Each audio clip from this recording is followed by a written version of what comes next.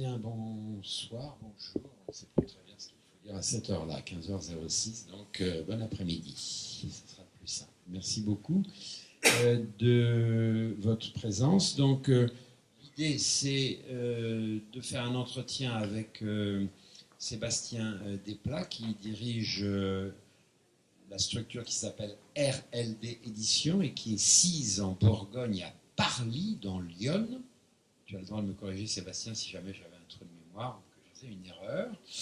Et puis avec Mathieu Dufoy, qui était, comme vous le savez donc, le prix Soun et le premier d'ailleurs en 2015, et qui, de ce fait, a bénéficié d'une résidence pour créer une estampe. On va la nommer comme ça pour ne pas être dans l'erreur technique pour l'instant.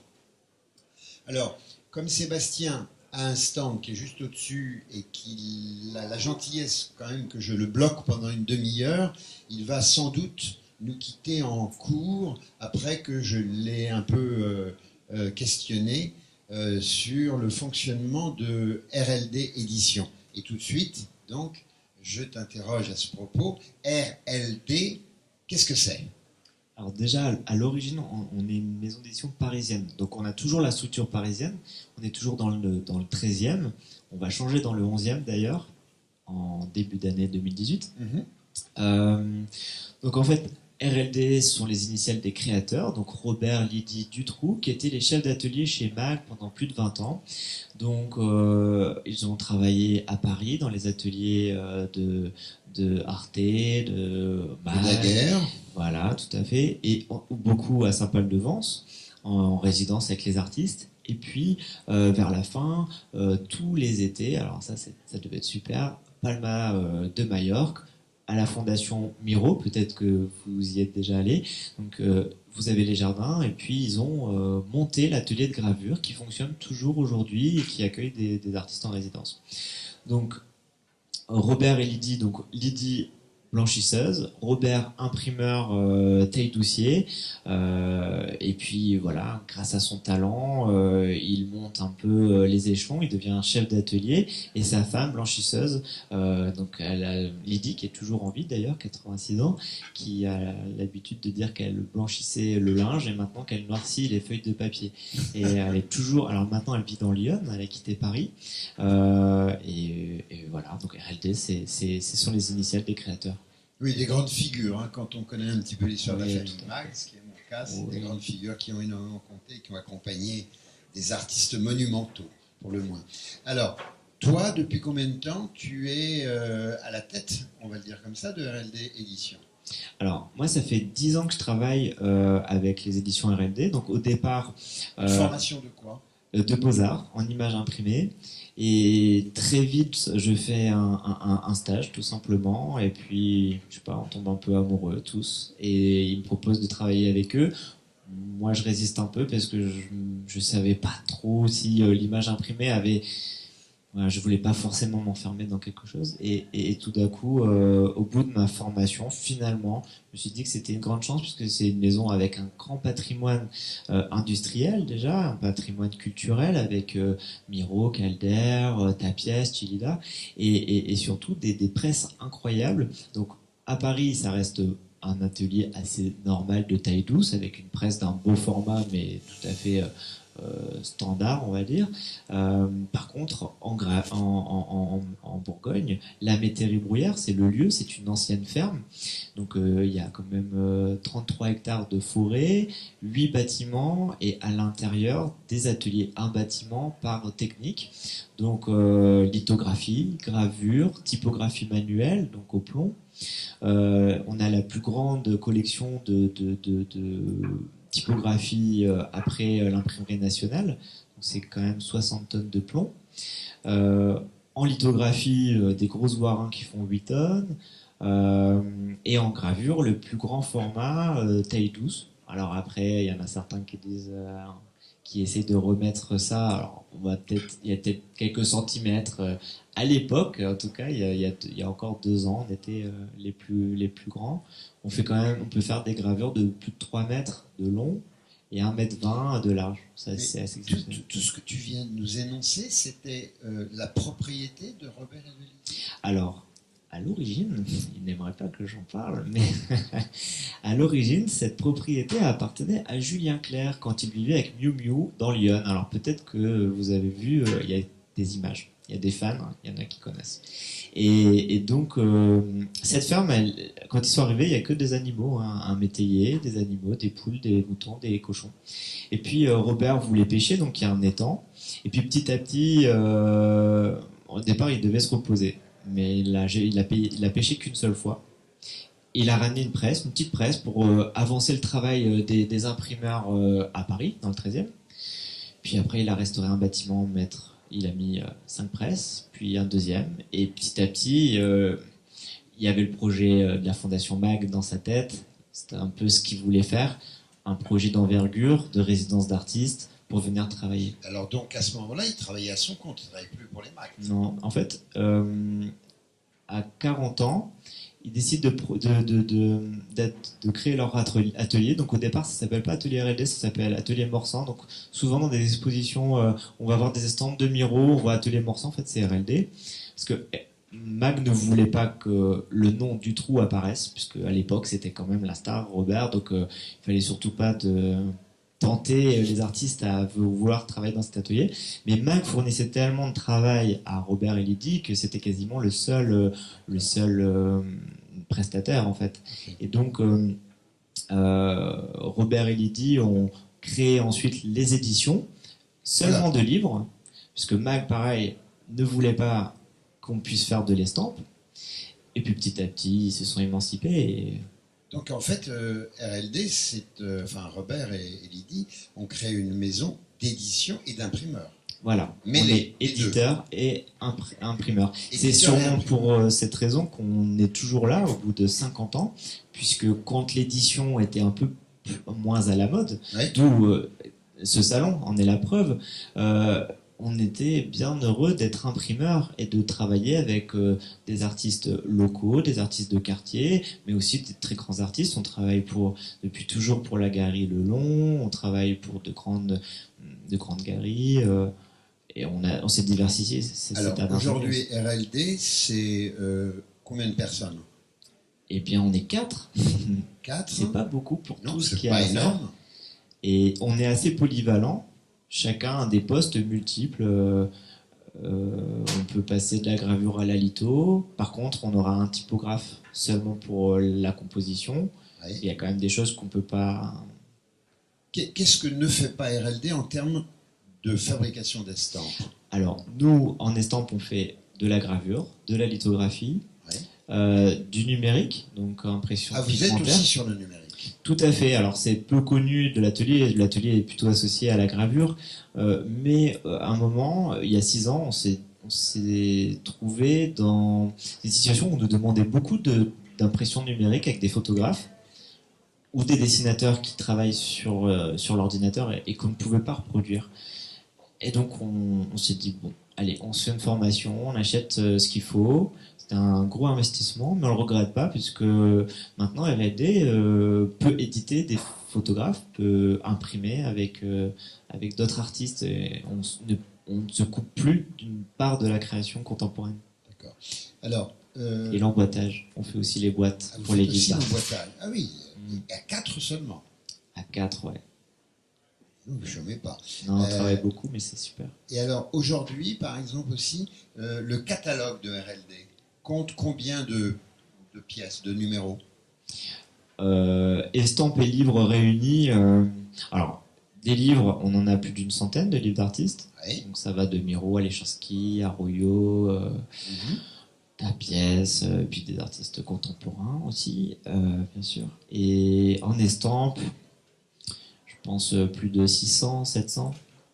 Et un rythme annuel de fabrication de quel type d'ordre? Comme ça, pour avoir une idée. Aux éditions, on va inviter une dizaine d'artistes. Mais après, en impression, on va travailler avec...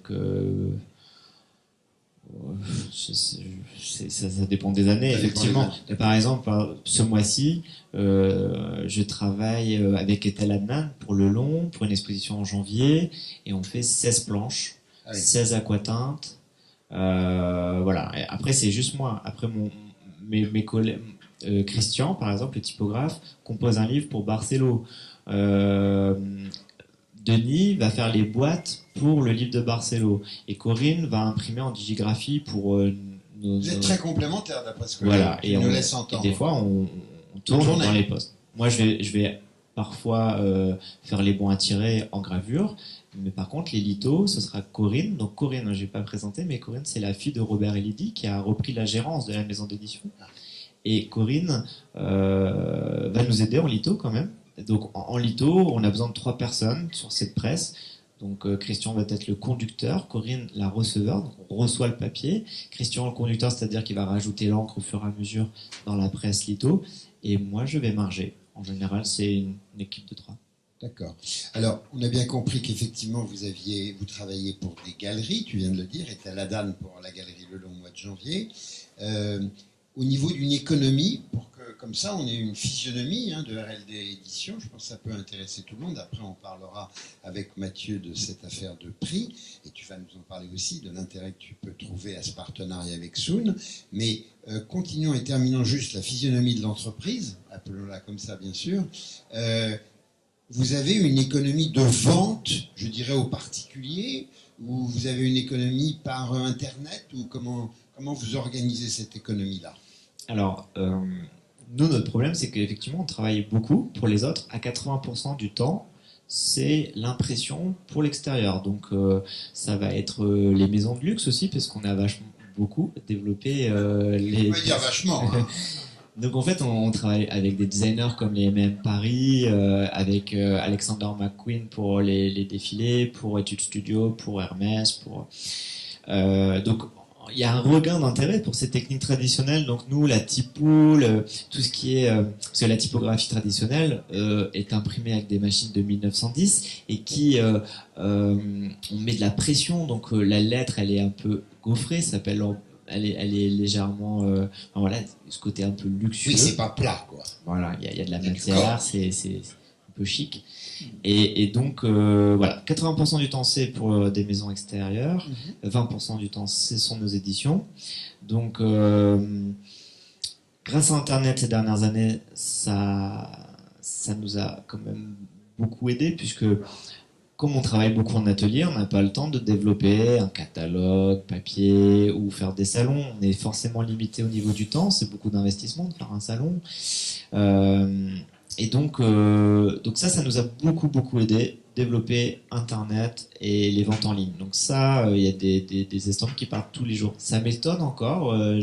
Personnellement, je n'achèterais pas forcément une œuvre par Internet. Chacun sa culture. Mais on se rend compte que les clients, de toute façon, si tu valides quelque chose sur Internet, tu ne peux qu'être agréablement surpris du résultat en vrai, puisque voilà, c'est quand même, voilà, en général, c'est encore mieux.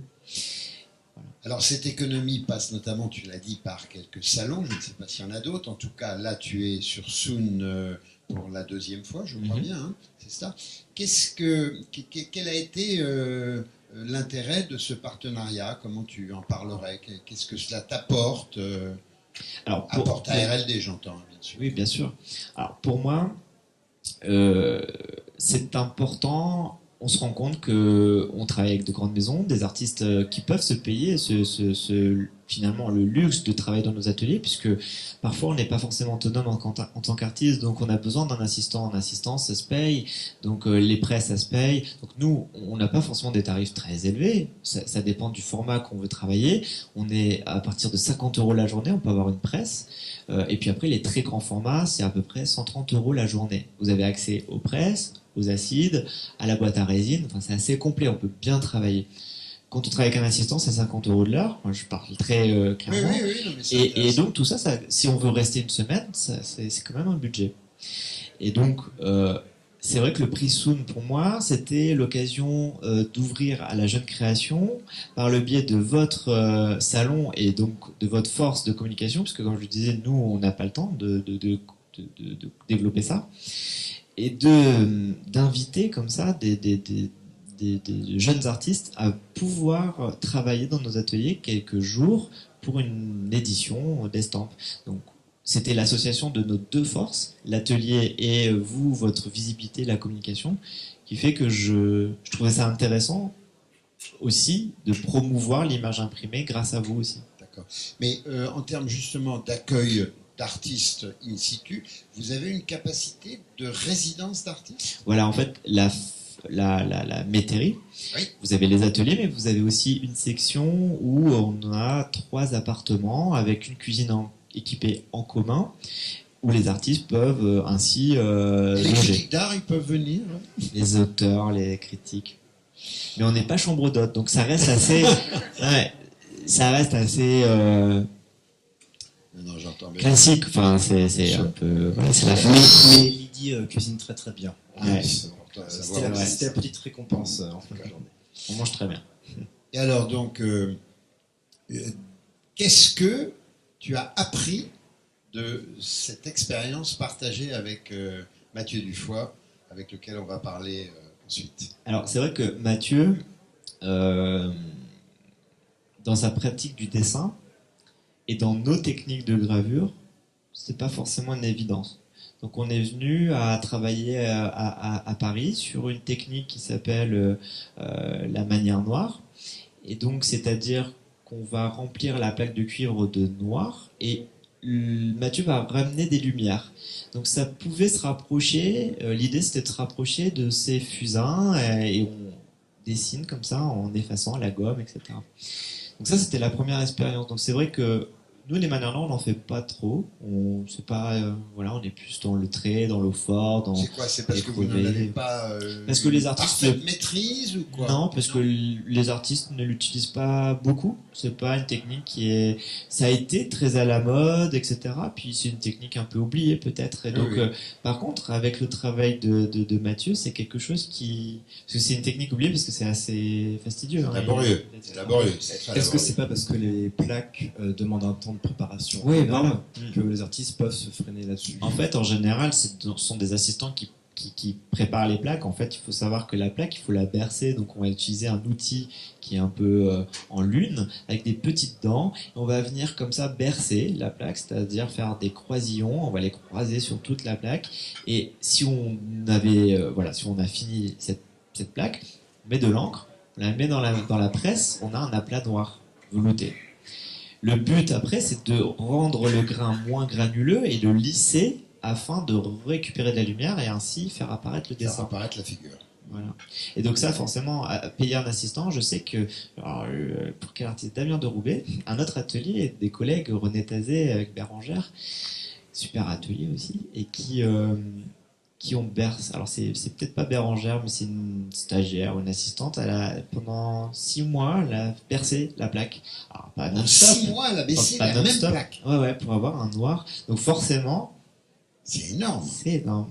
Mais après, elle était sûrement pas à 35 heures dessus. Mais... Il faut dire qu'on arrive à des noirs d'une profondeur Voilà, incroyable. on a Le noir, maître sur la matière noire, en la manière noire, Ah, c'était Mario Avati. Avati qu'on a imprimé Magnifique et artiste. édité. Incroyable. On l'a exposé à la métairie. Magnifique Ouais. artiste. Tout à fait. Et donc, alors, il y a quand même des techniques qui vous sont pas possibles, parce qu'on a eu une discussion il y a peu de temps sur le fait que tu voyais difficilement la possibilité de traduire en quelque sorte le travail de l'artiste. Donc il y a des situations où on bute. En fait, si on veut vraiment rester très fidèle à l'image, parfois, c'est un peu compliqué, effectivement. Donc, il faudrait réinterpréter les choses et donc essayer d'amener l'artiste vers d'autres matières, d'autres. Donc, des fois, c'est possible et des fois, l'artiste n'a pas forcément envie d'explorer ce genre de choses.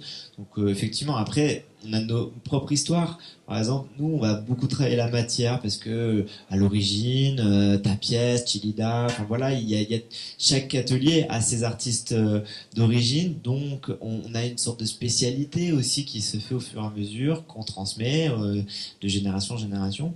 Et c'est vrai que, voilà, tel atelier va être reconnu pour le noir, pour telle chose, etc. Donc c'est vrai que on parle des candidats qui étaient dans les finalistes, hein, donc on a regardé et effectivement il y a des choses où on me disait être compliqué. Ça Ouais. va être compliqué. Ouais. Et j'espère que c'est pas lui qui va avoir le coup. En gros. Ouais, pourtant, Non, il y a des très beaux travail. Oui, Après, rien n'est impossible, mais il faut du temps en Il faut fait. du temps, Il faut se consacrer. Et des fois, l'artiste, pour l'élaboration d'une estampe, peut pas non plus passer. Voilà, si c'est une estampe qui va être vendue 200 euros, à un moment, on peut pas passer 6 mois pour faire quelque chose qui va économiquement être inenvisageable en fait pour lui, par rapport à un dessin original, par exemple. Tous les artistes avec lesquels vous travaillez viennent sur le site. Oui, nous c'est important, on fait de l'estampe originale, c'est-à-dire que l'artiste va venir travailler avec nous en atelier. Vous ne faites que de l'estampe originale. Voilà. Comme ici, au salon, Tout on à n'a fait. que Des artistes qui sont venus originales travailler avec numéro. nous, qui ne connaissent pas forcément la technique, comme Mathieu, mais qui vont venir et qui vont se confronter à ça et on va les accompagner. Parfois, quand on travaille pour les autres, c'est pas forcément le cas. Parce que des fois, c'est des travails d'impression où l'artiste habite à New York, puis des fois, il faut retraduire de façon, on a un fichier numérique, il faut travailler par rapport à ça, rester fidèle. Il y a plusieurs possibilités. Mais nous, on tient à rencontrer l'artiste. C'est une relation d'amitié aussi qui se crée. Hein, on est devenus copains. Dans le développement du travail, depuis que ça fait 10 ans donc que tu es à Et ça fait RRD. surtout 3 ans et demi que je suis à Paris, puisque j'ai fait aussi une petite pause où je suis parti à Barcelone dans un autre atelier, et là je suis revenu et pour m'occuper vraiment de l'atelier parisien et de la taille collection. douce, hein, tu as dit, de taille douce à Paris. Comment Atelier à Paris. Dans le 13e. C'est de taille douce, non? De taille douce, Spécialement. oui. C'est ça. Oui, de gravure taille douce. Mais ce que je voulais te demander, c'est que par rapport à ton expérience de professionnel de 10 ans maintenant, comment tu vois évoluer l'intérêt des artistes à l'égard de la notion d'estampe, hein, du travail de l'estampe?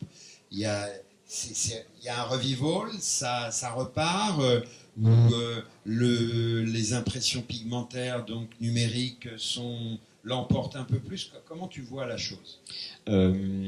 Alors, mes collègues, il y en a un, Dominique Guibert, qui est un super imprimeur et qui part en février.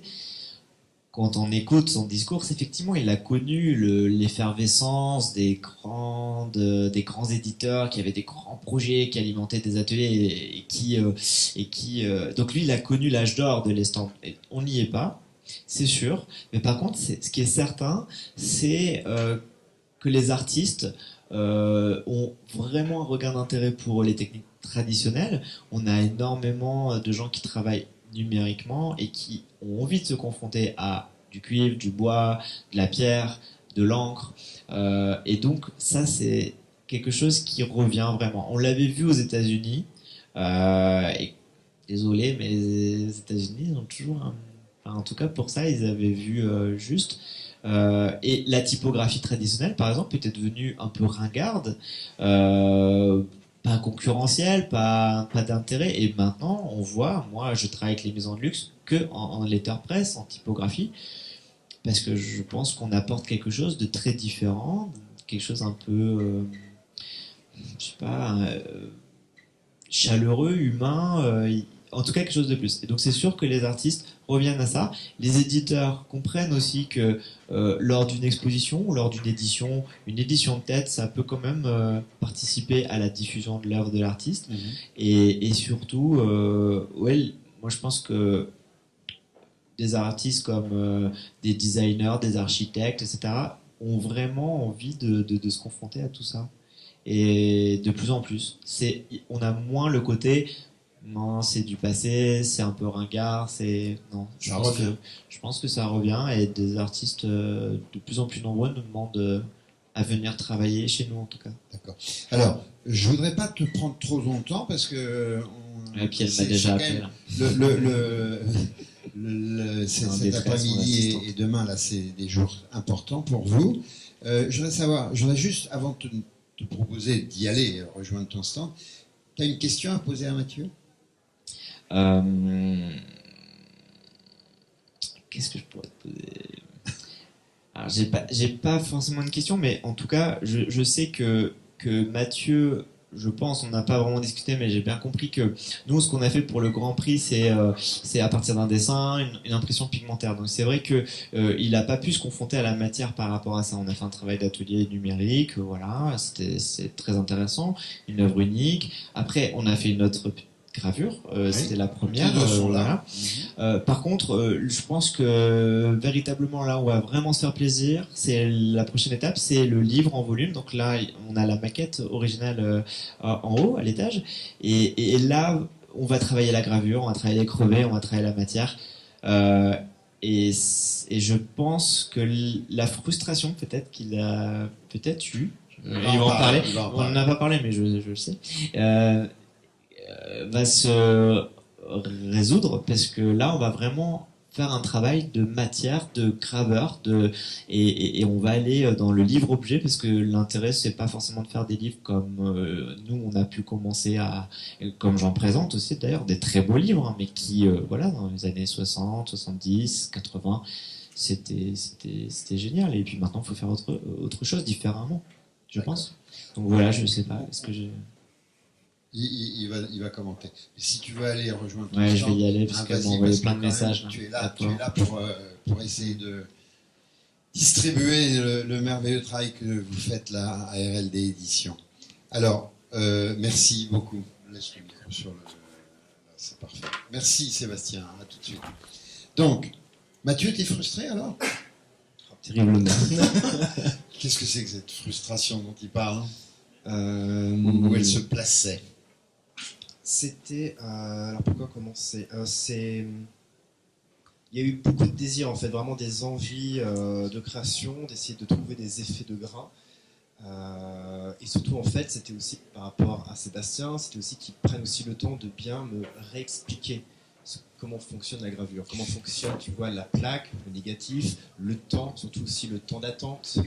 Et tout ça, ça a été très très long. Si tu veux. Tu n'avais jamais Ouais, alors abordé la je- question de ouais, je vais l'estampe? commencer par te dire, en fait, j'avais très peu de relation avec la gravure. En fait, c'était quand j'étais étudiant à l'école des Beaux-Arts du Mans, l'enseignant de gravure David Liodet avait commencé à voir des grands dessins. Voilà, à partir de la 3e année aux Beaux-Arts, j'ai commencé à faire des grands dessins à la mine de plomb et graphite.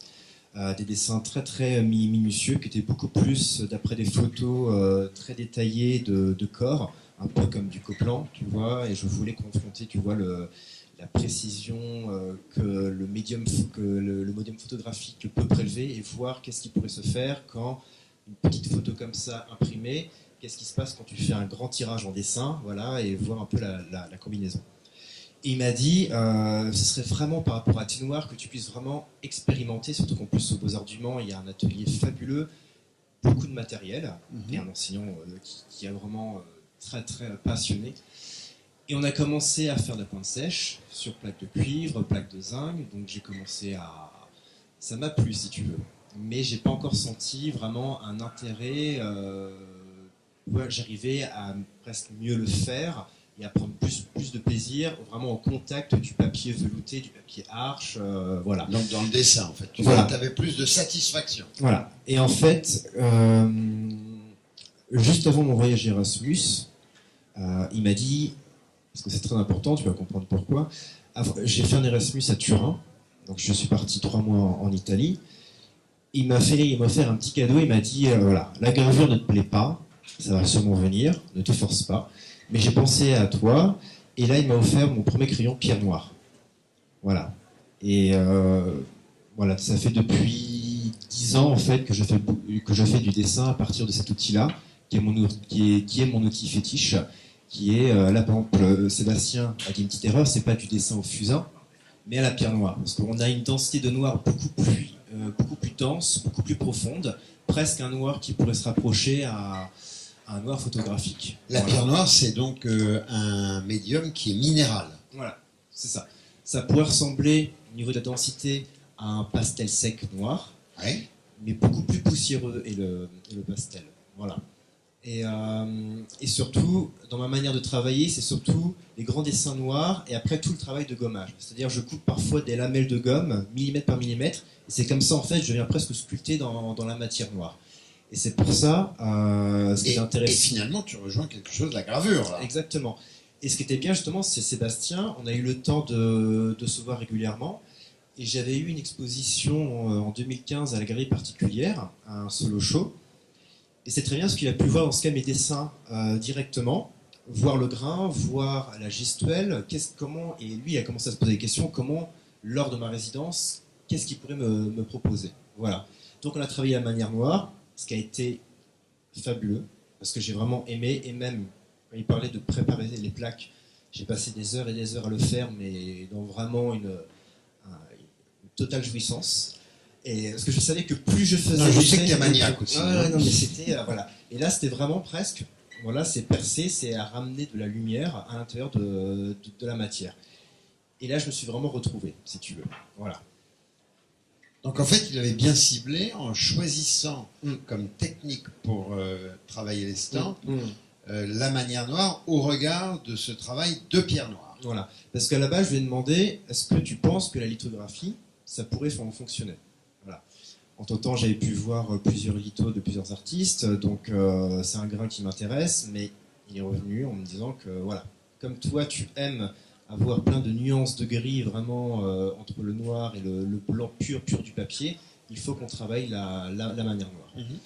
Et le temps qu'on travaille tout ça, là c'est ce qu'il nous a dit avant de le quitter, c'est que là on a trouvé vraiment la bonne piste, qui est en fait cette idée de livre-objet, parce qu'à la Galerie Particulière, il y avait également des maquettes. Dans mon travail, en fait, c'est essentiellement un travail lié au dessin, mais la forme peut prendre à la fois des séries de dessins, des maquettes en papier, qui sont très souvent des représentations de ruines, que je travaille à la mine de plomb, à la pierre noire, et qu'après, dans un second temps, je les positionne comme une scénette pour en faire des films d'animation.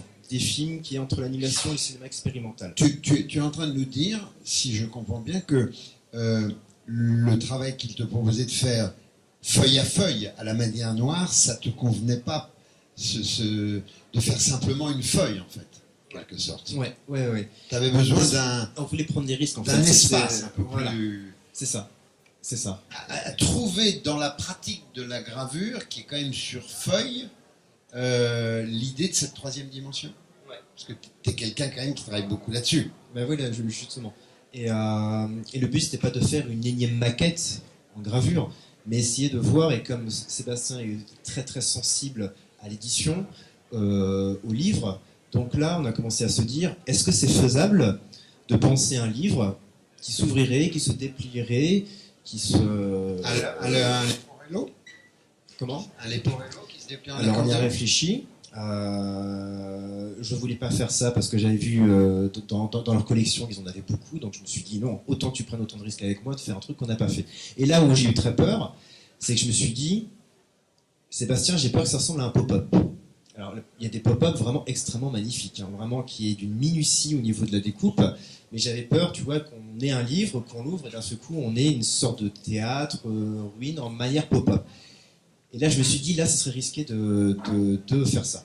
Et en fait, on a fait des recherches, on s'est envoyé régulièrement, parce que donc, entre-temps, le salon Soon est devenu une biennale, donc ça nous a laissé plus de temps. Donc régulièrement, on s'est envoyé des photos, on faisait des recherches. Et là, on a eu des images, et puis j'ai commencé un peu à réfléchir à une espèce de boîte livre, où on aurait justement une espèce de maquette qui se déplierait en profondeur, comme un peu, je dis bien un peu, les premiers effets, les premiers objets que tu peux voir dans les cinémathèques, des petits objets, tu sais, où tu mets ton œil et tu en fait du papier découpé qui crée après des profondeurs. Pas en 3D, quoi, avec les... 3D. Ah oui, ça pourrait être une bonne idée, ça, avec des lunettes 3D, je pense. Mais voilà, donc en fait, on a, pour le prix là, j'ai voulu assez rapidement à déjà donner un volume pour que les gens puissent déjà avoir une petite idée, voilà. Et surtout après, qu'est-ce qui est faisable par rapport à lui, parce que tu lui as demandé combien il travaillait aux éditions RLD, et là j'avais commencé à faire une maquette avec vraiment des précisions, des choses très précises à la fois entre le végétal, entre la pierre, et là il m'a dit n'oublie pas, si on doit faire plusieurs exemplaires, ça va être un travail colossal, de tout préciser, de tout être dans un travail vraiment de pure minutie. Donc à la fois, essaie d'être fidèle à toi-même, à avoir des images très précises avec beaucoup d'éléments, et à la fois, essaie de doser pour vraiment que le projet soit faisable. Voilà. Et donc, à la Métairie-Bruyère, il y a quelques mois, donc je suis resté 5 jours. Là, on a vu que ce qui nous intéressait, c'était la matière. Voilà, la matière. Et donc là, on a fait plusieurs des expérimentations sur plaque pour voir quelle est la matière qu'il me faudrait. Si par exemple je veux un mur totalement délabré, quel est le grain qu'il me faudrait. Donc on a essayé avec de l'aquatinte, qui était déjà très intéressant. Ouais. Voilà. Travailler à l'acide.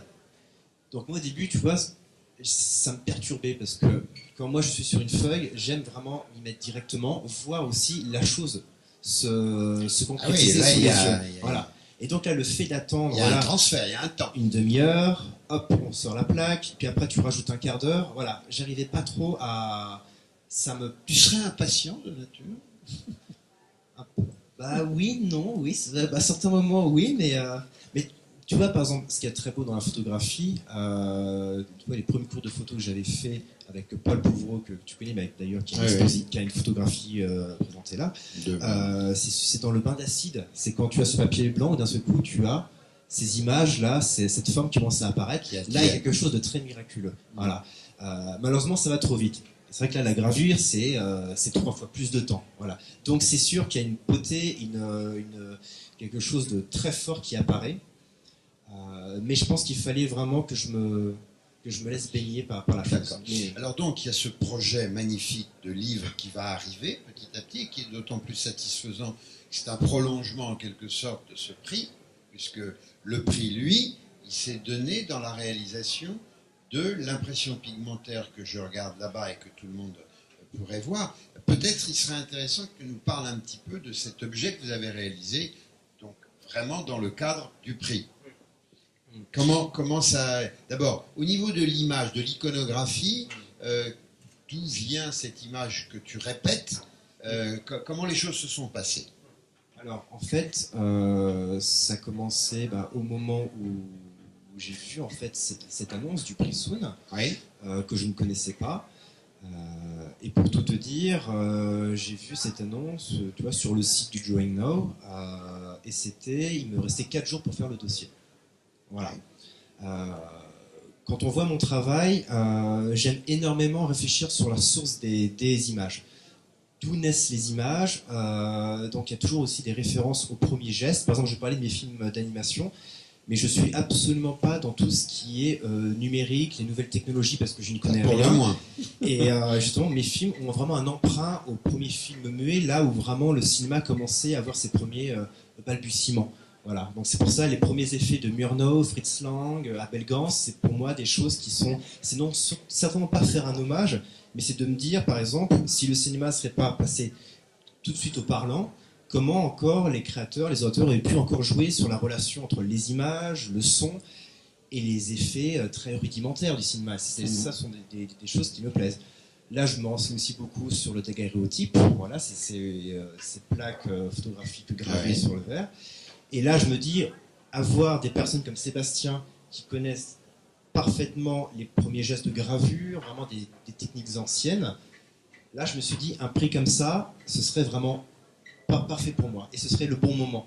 Surtout qu'en plus, c'est parfois des installations en papier, des séries de dessins, des films. Et là, je me dis, la gravure, c'est vraiment pour moi une belle occasion d'ouvrir mon travail vers autre chose. Voilà. Et donc, étant donné qu'il fallait vite que je fasse le dossier, en fait, au moment où j'ai envoyé mon dossier, j'étais en train de réaliser mon 3e court-métrage d'une trilogie que j'ai commencé en 2012. Et donc, cette image-là provient d'une séquence de mon film où, en fait, chacune des figurines que vous voyez est réalisée en dessin, en pierre noire. Et en fait, chaque figurine me permettait en fait de placer... chaque élément était placé à l'intérieur d'une maquette ou d'un fond et je le photographiais comme un stop motion en fait. Voilà. Donc c'était une séquence qui était composée donc le père et le fils de 20 photogrammes que j'ai donc représentés au fur et à mesure et découpés. Et Et une fois que j'avais toutes ces figurines dans mon atelier, je me suis dit qu'il y avait des choses encore intéressantes à redéployer. Voilà.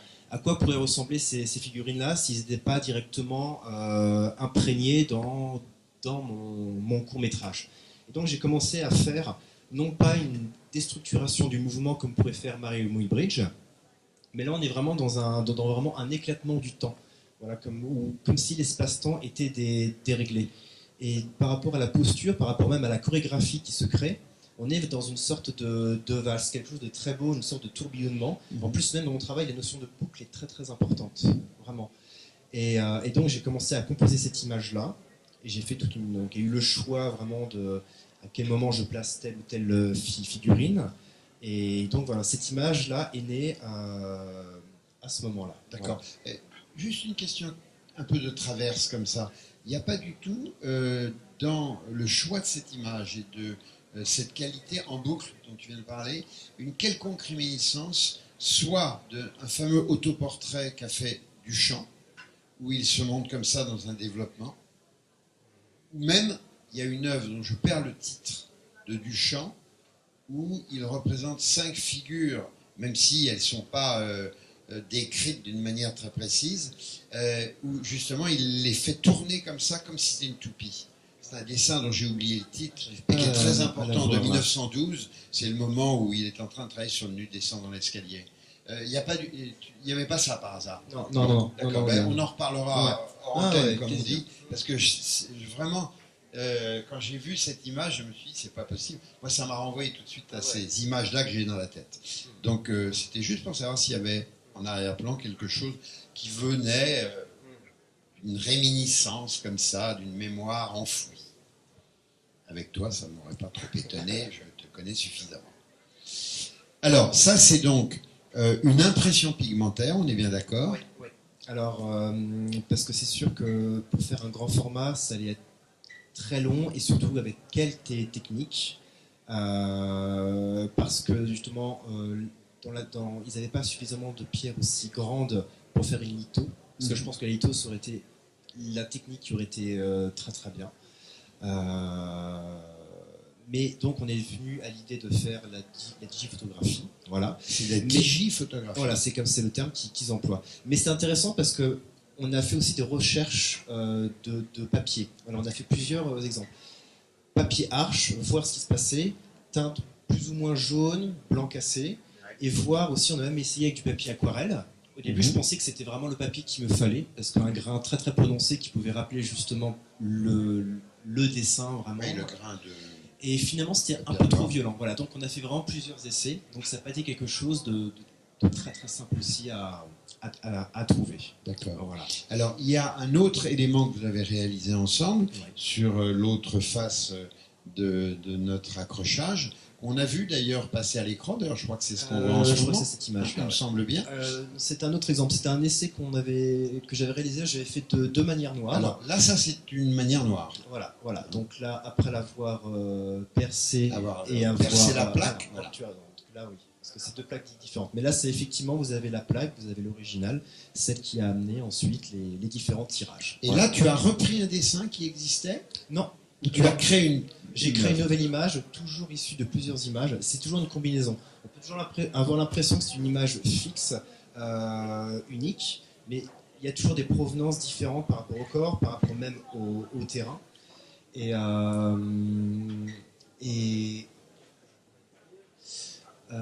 surtout, ce qui était intéressant, c'était à chaque fois que je venais avec la pointe pour faire révéler la lumière, je voulais toujours poursuivre, et Sébastien m'a dit tu t'arrêtes là, on fait un essai et on regarde ce qui se passe. Voilà, pour voir à quel endroit, parce que je savais que j'allais avoir des éclats blancs extrêmement puissants. Ouais. Donc il fallait aussi que j'ai vraiment conscience. Et à la fois, plus tu vas avoir du blanc, plus tu dois absolument donner une tension plus forte, et à la fois ne pas aller trop loin, de peur de miroiter en fait la plaque, parce qu'après tu ne pourras plus du tout intervenir. Ouais, donc il y a un seuil aussi à avoir, donc il fallait faire très, très très attention à ça également. Alors à la différence de la pratique antérieure, mais encore qui court évidemment et qui courra longtemps je suppose, de la pratique du dessin telle que tu nous en as parlé et qui est celle que l'on connaît chez toi, donc le dessin, les maquettes, les films et tout ça. Qu'est-ce que tu as, qu'est-ce que cette expérience-là t'a enseigné?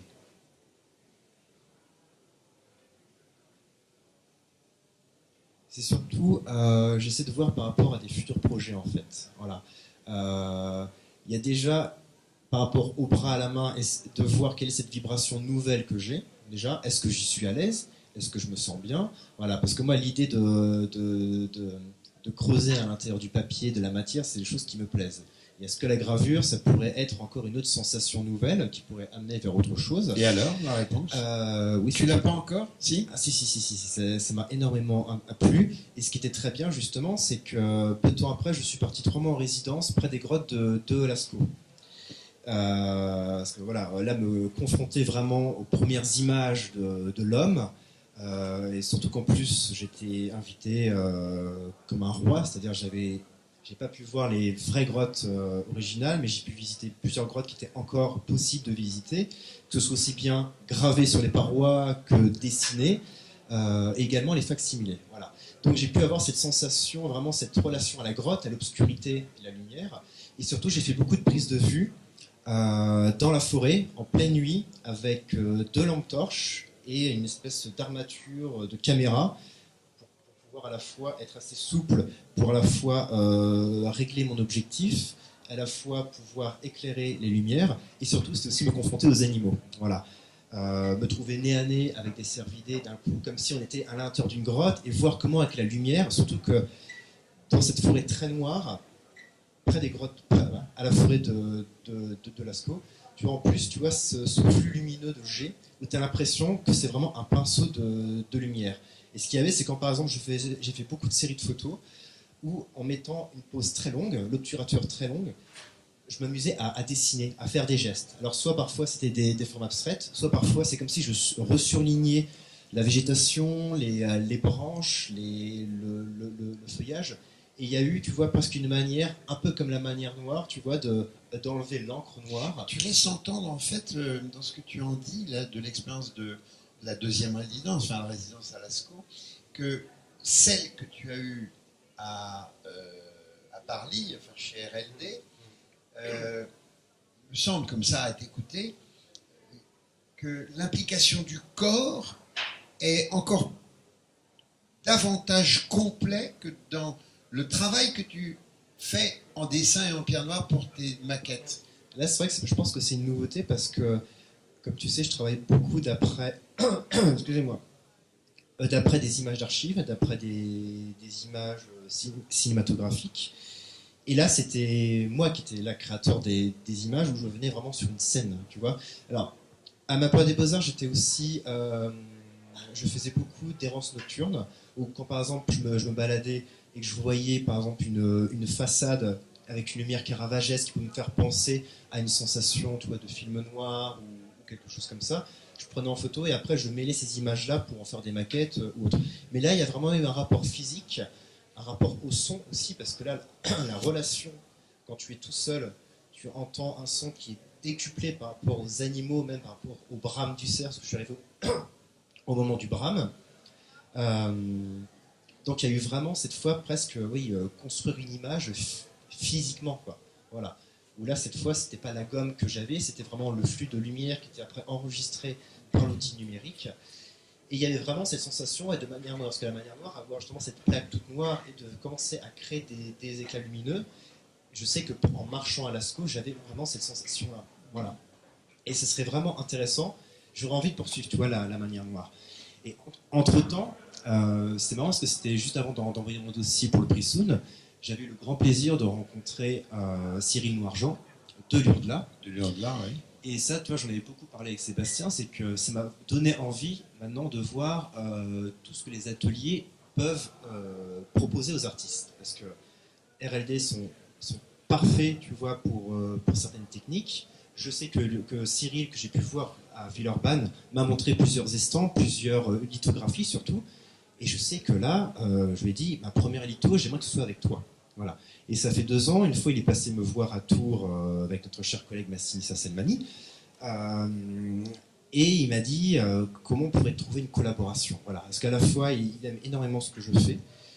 Et comment faire, tu vois, parce que ce qui était intéressant, c'est qu'il m'a dit, Mathieu, tu es très imprégné par le cinéma. Et il me dit, de tous les artistes qui sont venus en résidence à l'URDLA, je n'ai jamais travaillé l'image séquentielle. Donc il me dit, Mathieu, peut-être que toi, on peut essayer de trouver quelque chose de nouveau. Voilà. Alors non seulement toi tu vas chercher, mais tu le rapportes. Voilà, c'est donnant-donnant, donc c'est ça qui est très intéressant. Alors l'image séquentielle, c'est est-ce qu'on travaille sur une seule plaque et à chaque tirage, on fait quelque chose de différent par rapport, tu vois, à l'estompage, ou est-ce que j'interviens au fur et à mesure avec la pointe sèche ou avec la pierre de litho La question du séquentiel, tu l'entames un petit peu quand même dans une image comme celle que tu as faite là-bas. Voilà. Exactement. Alors, est-ce qu'on reste effectivement sur un format? Est-ce que ça sera presque une forme, une sculpture? J'en ai aucune idée. Mais on attend de... Pour ça, là, je lui ai dit, j'ai fait plein de prises de vue d'animaux, et surtout cet animal que je t'ai évoqué, qui est l'animal le auroch, qui est en fait l'ancêtre de la vache, qui est un animal qui a disparu en 1627, et les deux chercheurs en biologie proches du régime nazi dans les années 30 ont recréé génétiquement cet animal-là. Et donc, c'était presque voir sous les yeux une sorte de ruine, comme une image fantôme de ce qu'aurait pu être ce bovidé à l'époque. Et donc, travailler cette image-là a pour moi un sens, parce que le but, c'est pas juste de dessiner un animal, mais c'est que cet animal-là ait une histoire qui, moi, m'obsède énormément, et de voir qu'est-ce qu'on pourrait en faire en gravure, voilà, avec une technique ancienne. Donc là, c'est des choses qui m'intéressent. Donc je pense que prochainement, je vais lui envoyer des photos. Et voilà, je pense qu'on va commencer un peu à nourrir des idées pour essayer, en 2018, ce serait bien de pouvoir poursuivre ça. Moi, je me demande s'il ne faut pas qu'on t'envoie en résidence en Inde. Parce que là-bas, tu seras contraint d'aborder la question de la couleur. Ouais. Oui, en plus, la couleur est apparue il y a quelques mois dans mon travail. Donc là, c'est nouveau. C'est nouveau, donc c'est peut-être le bon moment. C'est peut-être le moment. Bon, écoute, en tout cas, c'était très intéressant. Merci beaucoup. Peut-être il y a des questions que vous voulez poser à notre ami Mathieu Dufoy. Non ?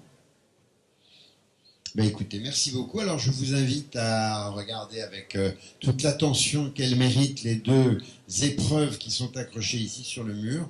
Et puis, évidemment, d'aller voir le stand de RLD, qui n'est que un des exposants de Soon 2017. Merci beaucoup. Merci.